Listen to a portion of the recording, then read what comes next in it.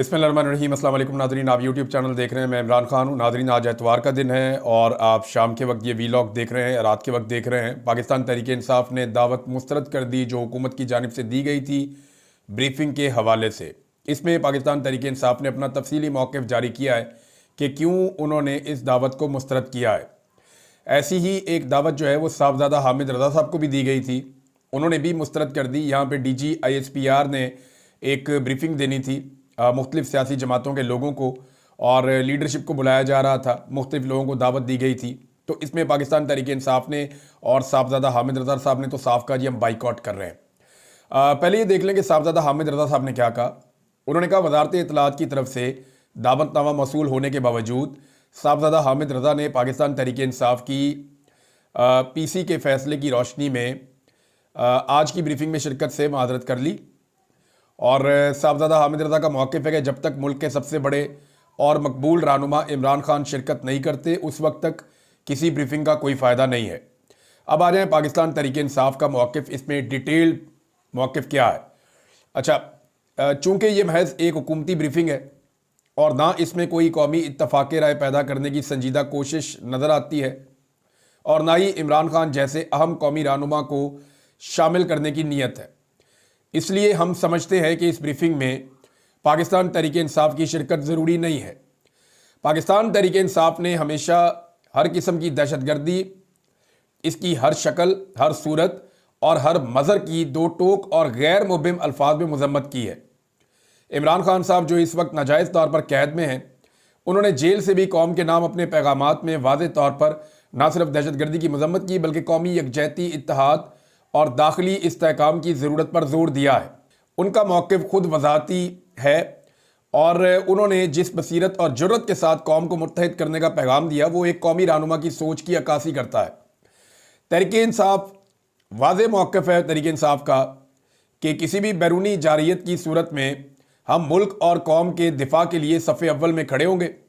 इस कौमी मौक़िफ़ को हमने अपने यौम तासीस के मौका पर भी वाज़ेह किया जब पाकिस्तान तहरीक इंसाफ ने बाकायदा करारदाद मंजूर की जिसमें पार्टी ने भारतीय जारहियत और प्रोपेगेंडा से मुताल्लिक अपने उसूली मौक़िफ़ को पूरी कौम के सामने रखा, जो कि इस बात की अलामत है कि तहरीक इंसाफ हर सतह पर कौमी सलामती, खुद मुख्तारी और यकजहती के लिए संजीदा और हमवक्त तैयार है। वो ये कह रहे हैं तहरीक इंसाफ जो है ना वो मुल्क और कौम के साथ खड़ी है, कौम की यकजहती चाहती है, सबको इकट्ठा भी रखना चाहती है और सफ़े अव्वल में खड़ी भी होगी अगर कोई जारहियत भारत की तरफ से की गई पाकिस्तान के ख़िलाफ़।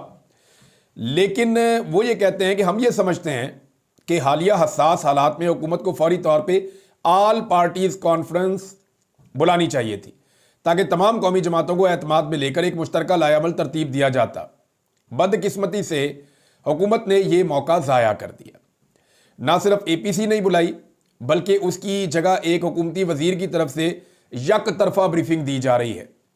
इमरान खान और तहरीक इंसाफ ही वो आवाज़ है जो आवाम की हकीकी जज्बात की तर्जुमानी करते हैं। इमरान खान ने हमेशा कौमी इत्तेहाद, इदारा जाती हमांगी और सियासी इस्तेहकाम की बात की है और वो किसी किस्म की तकसीम, तफरका या कमज़ोरी की हामी नहीं है। इन तमाम अवामिल को मद्देनज़र रखते हुए पाकिस्तान तहरीक इंसाफ की सियासी कमेटी ने मुतफ़िका तौर पर फैसला किया है कि तहरीक इंसाफ की हुकूमती ब्रीफिंग में शिरकत नहीं करनी। अब ये शिरकत नहीं करनी, इसका रीज़न इमरान खान है कि जब इमरान खान को आप माइनस कर देते हैं तो फिर आप एक्चुअली पाकिस्तान को माइनस कर देते हैं। देखें, पाकिस्तान किसी भी शख्स से बहुत बड़ा है, किसी भी शख्सियत से बहुत बड़ा है, लेकिन इस वक्त पाकिस्तान किसके साथ खड़ा है इस सवाल का जवाब हम सारे जानते हैं। पाकिस्तान की एस्टेब्लिशमेंट भी जानती है। क्या सारा पाकिस्तान जनरल आसिम मुनीर के साथ खड़ा है? हाँ, लड़ाई हो जाएगी तो फौज के साथ तो पाकिस्तान खड़ा होगा, लेकिन जनरल आसिम मुनीर को सारा पाकिस्तान नहीं उनको सपोर्ट करता भाई। इसी तरह जो आपके शहबाज शरीफ है सारा पाकिस्तान नहीं सपोर्ट करता, नवाज शरीफ है सारा पाकिस्तान नहीं सपोर्ट करता। इमरान खान इस वक्त पाकिस्तान का वाहिद लीडर है जिसे सारा पाकिस्तान सपोर्ट करता है। पाकिस्तान के एक एक कोने में उसका चाहने वाला बैठा हुआ है, एक एक जगह से इमरान खान साहब को सपोर्ट मिलती है। अब मामला कुल मिला के ये है कि जो असली शेर है उसे जेल में बंद किया हुआ है और बाहर जो है वो लगड़ भग्गों ने मिलके एक गदर मचाया हुआ है मुल्क के अंदर। इनू फड़ लो, इसको मारो, उसको कुटो, उसके अकाउंट बंद कर दो, उसको सजा दे दो, उसको जनाब गायब कर दो, लापता कर दो, इसके ऊपर टॉर्चर करो, इसका घर तोड़ दो, इसको जो है वो जबरी तौर पे गुमशुदा कर दो, ये औरतें हैं इनको भी उठा के तशद्दुद कर दो। तो पाकिस्तान में लक्कड़ भग्गों ने एक गदर मचाया हुआ है शेर को जेल में बंद करने के बाद। मैं आपको सीरियसली कहता हूं, आज इमरान खान को बाहर निकाले, ये सारा जुल्म और बर्बरियत ये इस तरह कर नहीं पाएंगे। इमरान खान की जो मकबूलियत का मिराज बना ना, जो मकबूलियत बहुत ऊपर गई, वो 9 मई के बाद जब इमरान खान साहब गिरफ्तार हो गए ना, फिर वो पीक पे चली गई। और आज इमरान खान साहब अपनी मकबूलियत की बुलंदी के ऊपर खड़े हुए हैं। तो इस वक्त उसको छोड़ के देखें और फिर ये जुल्म करके दिखाएं कौम के ऊपर, इनको लेने के देने पड़ जाएंगे। अब नाज़रीन, अलीमा खान साहिबा ने भी एक बड़ा टका के जवाब दिया है और बड़ा साफ सुथरा जवाब दिया है अलीमा खान साहिबा ने, वो भी मैं आपके सामने रख देता हूं। वो ये कहती हैं कि ये बहुत सिंपल है, अंग्रेजी में उन्होंने ट्वीट किया है कि इमरान खान साहब को जो है वो गैर कानूनी कैद से बाहर निकाला जाए। लोगों ने इमरान खान को वोट दिया है और उसी पे लोग जो है वो ट्रस्ट करते हैं, और उसके जो पाकिस्तान की सिक्योरिटी के हवाले से जो कंसर्न है लोगों के, वो इमरान खान साहब के फैसलों के ऊपर लोग जो हैं वो ट्रस्ट करते हैं, उन पे एतबार करते हैं, उन पे एतमाद करते हैं। तो ऐसा कैसे हो सकता है कि एक हुकूमत जो 17 सीटों के साथ तश्कील दी गई है, यानी असल में जो सीटें ये जीते हैं ले दे के, जोर मार के, पैसा लगा के, वो तो 17 सीटें थी, बाकी सारी पे तो इमरान खान साहब झाड़ू फेर गए थे, सारी सीटें इमरान खान जीत गए थे। 17 सीटों वाली नून लीग को उठा के इन्हें हुकूमत में लाकर बैठा दिया गया जबरदस्ती वाले। तो अब 17 सीटों पे जीतने वाली हुकूमत से ये कैसे एक्सपेक्ट कर सकती है कि लोग उनके पीछे खड़े होंगे और वो हुकूमत जो है वो लोगों की तकदीर का फैसला करेगी? तो ये नहीं हो सकता। अलीमा खान साहिबा ने बिल्कुल वजाहत के साथ, इमरान खान जैसे क्लियर बात करते हैं, अलीमा खान भी बिल्कुल उसी तरह क्लियर बात करती हैं। उन्होंने साफ कहा, ऐसे नहीं हो सकता, ये आप इमरान खान को निकालें, कौम आपके साथ खड़ी होगी, क्योंकि मैंडेट उसके पास है, लोग उस पर एतमाद करते हैं, बड़े फैसलों में आपको उसको शामिल करना पड़ेगा। अब नाज़रीन, एक और चीज़ मैं आपके सामने रखना चाहता हूँ, ये राणा सनाउल्लाह साहब ने भी बयान दिया, कुछ और वज़रा भी बयान दे रहे हैं। जब वफाकी वज़ीर बयान देता है तो इसका मतलब ये होता है कि ये हुकूमत का मौक़िफ़ है। अब हो ये रहा है कि वज़ीर बार बार एटमी हमले की धमकियाँ दे रहे हैं, यानी एटमी लड़ाई हो सकती है, यानी पाकिस्तान अभी लड़ाई में उतरा भी नहीं है और जंग कोई नहीं होने जा रही। मैंने आपको 1000 मरतबा पहले कहा, मैं अब आपको फिर कह रहा हूं कि कोई जंग नहीं होने जा रही, लड़ाई हो सकती है। लड़ाई और जंग में बहुत फर्क है, यानी एक लड़ाई हो सकती है, जंग नहीं होने जा रही पाकिस्तान और इंडिया के बीच में, और ना अभी जंग का कोई माहौल बना हुआ है। अच्छा, पाकिस्तान लड़ाई होने से कबल ऐसे बयान कैसे दे सकता है? यानी वफाकी वज़रा जो हैं वो ये धमकियां दे रहे हैं कि जनाब एटमी हमला कर सकता है पाकिस्तान, ये जो मिसाइल है ये एटम बम लेकर आ जाएगा और ये सारा रिकॉर्ड का हिस्सा बन जाएगा। इसकी ट्रांसलेशन करा के पूरी दुनिया के अंदर जो है वो इंडिया बांटेगा। अमेरिकन वो प्रोपेगेंडा करेंगे जो आपके खिलाफ हैं, यूरोपियन वो प्रोपेगेंडा करेंगे जो आपके खिलाफ हैं, इसराइल लॉबिंग करेगा आपके खिलाफ, इंडिया लॉबिंग करेगा आपके खिलाफ। आपको समझ नहीं आ रही आप कैसे गैर जिम्मेदाराना बयान दे रहे हैं कि आप एटम बम मार देंगे? फॉर गॉड सेक, आप ये कह सकते हैं कि दोनों मुल्क एटमी ताकत हैं, दोनों के पास एटमी हथियार हैं। कश्मीर एक एटमी जो है वो न्यूक्लियर फ्लैश पॉइंट है, लिहाजा पूरी दुनिया कोशिश करे कि यहां मामला पुरअमन तरीके से हल हों। अगर ये लड़ाई छिड़ गई तो इसके नतायज पाकिस्तान, इंडिया और दुनिया के लिए अच्छे नहीं होंगे। दुनिया को यह बात समझनी पड़ेगी। यह भी तरीका आपका धमकी लेगा। आप डायरेक्ट कहते हैं जनाब हम एटमी सलाहियत हमारे पास मौजूद है, हमने एटम बम वो चला भी देना है, हमने सिर्फ शबरात के लिए नहीं रखे हुए, हमने जनाब यहां से जो है वो इसके साथ लगाना है, क्या नाम है, हमारी जो मिसाइल हैं ये सलाहियत रखते हैं जनाब एटम बम ले जाने की। तो जब आप ये चीजें कहते हैं ना तो ये खतरनाक है। इसको वो रिकॉर्ड का हिस्सा बनाते हैं और वो ज़हनी तौर पे दुनिया को तैयार कर रहे हैं कि इनसे इनकी एटमी ताकत छीन लो। ये गैर जिम्मेदार स्टेट है, तो जिम्मेदारी वाले बयान देने चाहिए। और वैसे अभी तो लड़ाई शुरू नहीं हुई, तो आपको पहले से थकन क्यों हो रही है भाई? पहले तो ये होती, तो आखिरी हथियार होता है ना। जब आपके पल्ले ही कख ना बचे तो क्या आप ज़हनी तौर पर हार चुके हैं कि आप इंडिया के साथ लड़ नहीं सकते, तो आपको एटम बम चलाना पड़ जाएगा? भाई वो तो आखिरी हथियार है। एंड में जाके जब कुछ आपके पास नहीं बचता, आपके पास कोई ऑप्शन नहीं होता, देन आप एटमी हमला करते हैं। अदरवाइज तो आप करते ही नहीं, आप कर ही नहीं सकते। और आपको करना क्यों है? जब आप मैदान में लड़ने की सलाहियत और ताकत आपके पास है तो फिर आप ऐसा क्यों करेंगे? अभी रशिया के साथ पूरी दुनिया लड़ रही है वहां पे यूक्रेन में, बेशुमार पूरी दुनिया ने हथियार भेजे हैं। हाथ बेशक यूक्रेनियों के हैं, लेकिन पीछे पूरी दुनिया का पैसा, हथियार है, सब कुछ है। तो क्या रशिया जो है वो दीवार के साथ लग गया, रशिया ने फटाफट बम मार दिया वहां पे? नहीं, वो आखिरी वक्त तक लड़ेगा। और अब तो वह मामला जो है वो काफ़ी हद तक हल भी हो रहे हैं। तो ये गैर जिम्मेदाराना स्टेटमेंट्स हैं, हुकूमत को इसके ऊपर होश के नाखून लेने चाहिए। इसकी कीमत बाद में पाकिस्तान को चुकानी पड़ती है। नाज़रीन, भारत ने वही किया जिसका डर था। और मामला उसी तरफ गया जो भारत कह रहा था। ये जनाब खबर आ गई है मीडिया में और 4-5 जगह पे मैंने पढ़ी है।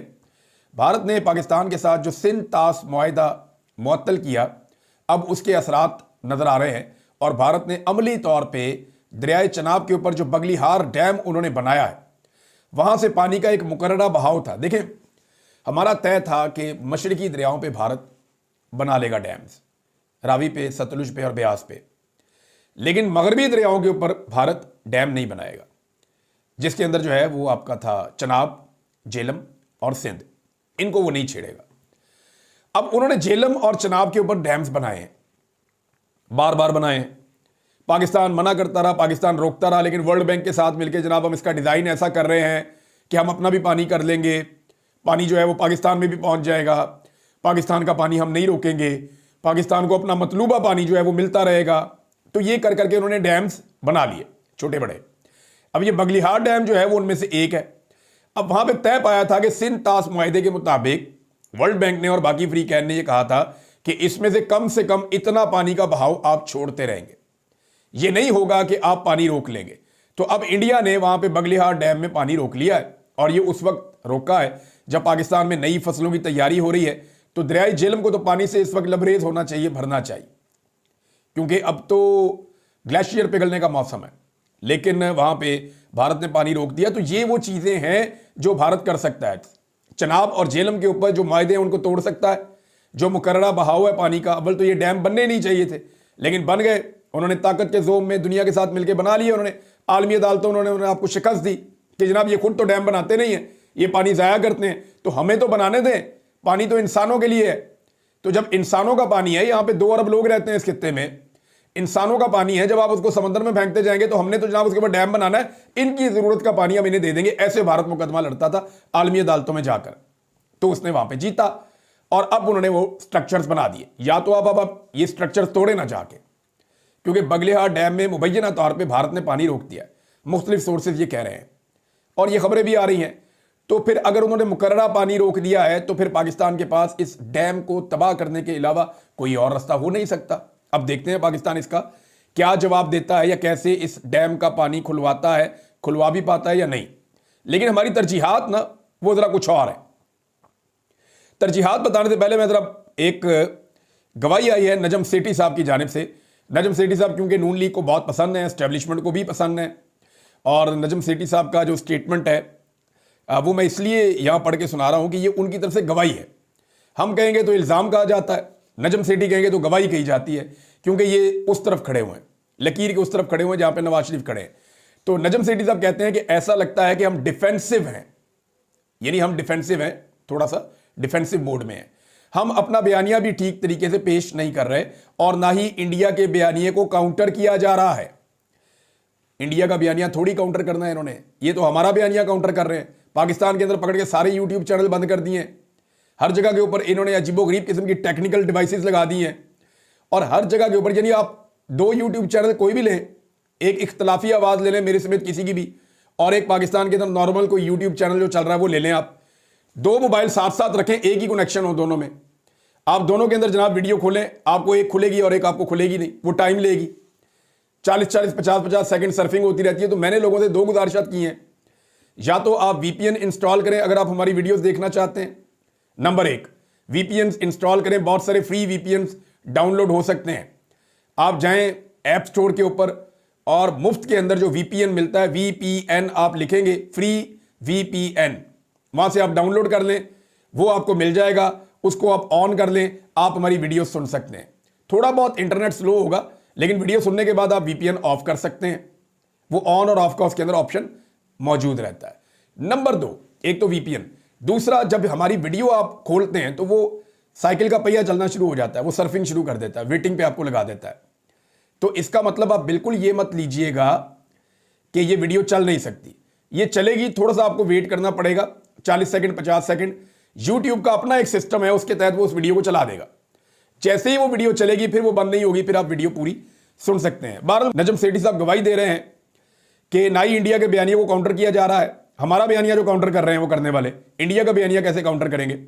आप खुद कहते हैं कि इंडिया का बलूचिस्तान में कार्रवाइयों में हाथ है, तो क्यों आप इंटरनेशनल मीडिया को बुलाकर सही तरीके से बात नहीं कर रहे। तो पाकिस्तान का रवैया जो है वो अग्रेसिव नहीं है, डिफेंसिव है।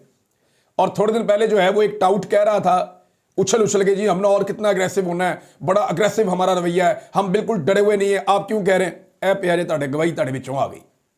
ये मोहसिन नकवी साहब ने, सॉरी मोहसिन नकवी मेरे मुंह से निकल जाता है, दोनों करैक्टर मुझे एक ही तरह के लगते हैं, मोहसिन नकवी और नजम सेठी, इनमें शायद ज़्यादा फर्क नहीं है। तो नजम सेठी साहब ने जनाब खुद गवाही दे दी है और हुकूमत के कैंप में से कि जनाब हमारा रवैया जो है वो बहुत डिफेंसिव है। अब नाजरीन आप अंदाज़ा करें कि इनकी तरजीहात क्या हैं। छुट्टी वाला दिन, एतवार का दिन, और एतवार वाले दिन जो है वो सदर पाकिस्तान एक ऑर्डिनेंस जारी करते हैं। याद रखिए ऑर्डिनेंस तब जारी किया जाता है जब कोई बहुत इमरजेंसी हो, जब हालात इतने ख़राब हों कि आपको फौरी तौर पे ऑर्डिनेंस जारी करना पड़ जाए। वजह यह है कि कौमी असम्बली का सेशन बुलाना होता है, उसके अंदर फिर आप पहले पास करते हैं मामला, बिल पास करते हैं, फिर आप उसको सेनेट में ले जाते हैं, जैसे भी करते हैं वो पूरा एक प्रोसीजर है। तो फैसला अगर आपने कैबिनेट में करना है या कौमी असम्बली में करना है तो वो टाइम टेकिंग है। तो जब कोई इमरजेंसी आ जाए ना, बहुत ज़बरदस्त किस्म की इमरजेंसी हो, तो फिर आप एक सहारा लेते हैं कानून में सदारती ऑर्डिनेंस का। अब आप अंदाज़ा करें कि कितनी इमरजेंसी और कितनी जल्दबाजी थी कि वफाकी वुज़रा की तनख्वाहों में इजाफा करने के लिए सदर पाकिस्तान का ऑर्डिनेंस जारी करवाया गया, और वो भी छुट्टी वाले दिन। एक दो FPR को इसमें ऐसे इख्तियारात दे दिए गए कि अब वो मुल्क के अंदर तबाही फेर देंगे। अब वो मुल्क के अंदर जो है वो जिसका चाहेंगे अकाउंट बंद कर देंगे, जिसके अकाउंट में से चाहेंगे पैसा निकाल लेंगे बगैर इजाज़त के। अब तो जनाब एक उनकी मौजें शुरू होने लगी हैं। जो लोग पाकिस्तान में काम करना भी चाहते थे ना, इनकी इन गंदी पॉलिसीज़ की वजह से वो भी पाकिस्तान से काम करना बंद कर देंगे और यहाँ से सरमाया लेकर भाग जाएंगे। ये जो FPR को इन्होंने नए इख्तियारात दिए हैं सदारती ऑर्डिनेंस के ज़रिए। लेकिन मज़े की बात आप ये देखें कि इन्हें अपनी तनख्वाहें बढ़ाने की कितनी जल्दी है। यानी जो वज़ीर हैं, जो वज़ीर मुमलिकत हैं या वफाकी वज़रा हैं, जिनके अंदर अब DGISI भी शामिल हैं। DGISI अब वफाकी काबीना का हिस्सा है, तो अगर उन्हें तनख्वाह मिलेगी, और मिलनी चाहिए, देखें वो एलिजिबल है इस तनख्वाह के लिए, उन्हें एक इजाफी नया पोर्टफोलियो मिला है, उन्होंने एक इजाफी नया काम करना है, और जो नया काम करना है उसकी तनख्वाह तो फिर मिलनी है। तो बहरहाल 140% का इजाफा किया, दुगनी से ज़्यादा तनख्वाह कर दी। जो तनख्वाह पहले जो है वो कम थी उसको डबल से भी आगे डबल कर दिया। 140% का इजाफा किया है वफाकी काबीना की तनख्वाहों में सदर पाकिस्तान ने। और एक और काम देखें आप, यानी आप अजीबोगरीब काम देखें कि इजाफा 140% का किया और इसका इतलाक किया 1 जनवरी 2025 से, यानी 5 महीने की पिछली तनख्वाहें भी दो इनको। अब ऐसी कौन सी इमरजेंसी आ गई थी जनाब कि सारे वफाकी वुज़रा को बहुत सारे पैसे चाहिए अब, और आपने पिछले 5 महीने की तनख्वाहें भी उनकी बढ़ा दी हैं। यानी अपनी तनख्वाह बढ़ाते हैं पीछे 5 महीने से, गरीब आदमी की तनख्वाह बढ़ाते हैं 10%, 5%, 15%, और वो भी उस दिन से या अगले महीने से बढ़ाते हैं। ये है इनकी तरजीहात, ये है इनकी प्रायोरिटीज। और यहां आप अंदाजा करें कि यूटिलिटी स्टोर के IMF के कहने के ऊपर कह रहे हैं जी हमने ये किया है। 3000 से ज्यादा जो छोटे मुलाजमीन हैं, गरीब मुलाजमीन यूटिलिटी स्टोर्स के, उन्हें नौकरियों से निकाल दिया गया जबरी तौर पर। उनकी नौकरियां फारिग कर दी गई हैं, वो बेचारे एहतजाज कर रहे थे, उनकी बात ही किसी ने नहीं सुनी। अपनी तनख्वाहें बढ़ाई जाओ और 140% तक बढ़ाई जाओ, अपनी मौजें करो, लाखों में करोड़ों में अपने जो है खर्चे वो आगे ले जाओ, लेकिन गरीब आदमी के चंद हजार आपसे बर्दाश्त नहीं है। ये जनाब इस हुकूमत ने अवाम के साथ किया है। तनख्वाह में डबल से ज्यादा का इजाफा कर दिया और ऑर्डिनेंस जारी किया कि 5 महीने पीछे से तनख्वाहें मिलेंगी। और इतनी इमरजेंसी है, तनख्वाहों की इतनी इमरजेंसी है कि इन्होंने छुट्टी वाले दिन जो है वो सदर से ऑर्डिनेंस जारी करवाया और ऑर्डिनेंस के जरिए इन्होंने तनख्वाह बढ़वाई है। नादरीन ये एक पुलिस वाले का स्टेटमेंट है, और ये वो बेचारा पुलिस वाला है जिसने बात की थी इस बारे में कि पाकिस्तान में धांधली हुई है। वो कहता है मैंने 28 साल पुलिस डिपार्टमेंट को दिए हैं, अब मुझे खुद पर शर्म आती है। मैंने एक वीडियो सिर्फ पोस्ट की थी कि 8 फरवरी को दुनिया की तारीख की सबसे बड़ी डकैती हुई है, इस पर मुझे उठा लिया गया, गाड़ी में फेंका गया, मेरे साथ ज्यादती की गई। अब बेचारा वो नौकरी के ऊपर भी नहीं है। ये बरतरफ पुलिस एहलकार राना आमिर है, वो बेचारा ये बता रहा है। तो सारे पुलिस वाले जहन में रखें कि अगर कभी भी आपने सच बोलने की जुर्रत की तो आपके साथ यही होगा। आपका सारा सिस्टम झूठ पे चल रहा है, आप झूठ बोलते चले जाएं, झूठ की नौकरी करते चले जाएं, झूठ को सपोर्ट करते चले जाएं, लेकिन याद रखिएगा अल्लाह रब्बुल इज्जत को हर इस झूठ, हर इस फरेब और हर इस जुल्म, जबर और फसाइयत का तुम्हें जवाब देना पड़ेगा जाके। देखो, सनम जावेद के ऊपर टॉर्चर पुलिस वालों ने किया है। अब वो अल्लाह ताला को आप जाके ये नहीं कह सकते कि जनाब हमें तो ऊपर से हुक्म आया था तो हमने टॉर्चर कर दिया। नहीं, आपको भी जवाब देना पड़ेगा कि आपने एक निहत्ती खातून के ऊपर टॉर्चर क्यों किया। आलिया हमजा के ऊपर टॉर्चर आप लोगों ने किया है। आपको अल्लाह को जाकर जवाब देना पड़ेगा कि आप लोगों ने एक निहत्ती खातून के ऊपर टॉर्चर क्यों किया। वो तो जवाब देगा जिसने हुक्म दिया था, लेकिन जिन्होंने इसको एग्जीक्यूट किया जालिमों ने, उनको भी अल्लाह रब्बुल इज्जत के सामने जाकर जवाब देना पड़ेगा। नाज़रीन, हुकूमत के लिए एक चीज़ ज़रा परेशानी वाली पैदा हो गई है। सदीक जान साहब के बकौल उन्होंने इसके ऊपर एक वीलॉग भी किया। उनका यह कहना है कि जस्टिस नईम अख्तर अफगान साहब ने एजाज चौधरी साहब की जमानत दी है सुप्रीम कोर्ट ऑफ पाकिस्तान में। तो इस पर हुकूमत में खलबली मची हुई है कि यह कैसे हो सकता है। क्या ऐसा तो नहीं है कि चीज़ें हुकूमत के हाथ से निकल रही हैं और पाकिस्तान तहरीक इंसाफ से अब एस्टेब्लिशमेंट थकना शुरू हो गई है कि बस बहुत हो गई है, बंद करिए। मुझे तो ऐसा नहीं लगता, क्योंकि एस्टेब्लिशमेंट में डिवीजन तो हो सकती है, लेकिन जब तक एस्टेब्लिशमेंट की ये वाली क़यादत मौजूद है, ये इमरान खान से डरते रहेंगे और इनकी यही सज़ा है कि जब तक ये मौजूद हैं ये तब तक इमरान खान से खौफजदा रहेंगे, उससे डरते ही रहेंगे। नाज़रीन, चीफ इलेक्शन कमिश्नर के लिए मुख्तलिफ नाम आ रहे हैं और सरदार तारिक मसूद साहब का भी नाम है। मैं इस पे जो है वो बाद में वीलॉग करूंगा ये कौन साहब हैं, और अगर ये आ गए चीफ इलेक्शन कमिश्नर तो फिर क्या होगा। लेकिन अब तक के लिए इतने, अपना ख्याल रखिएगा, अपने इस चैनल का भी। अल्लाह हाफिज़।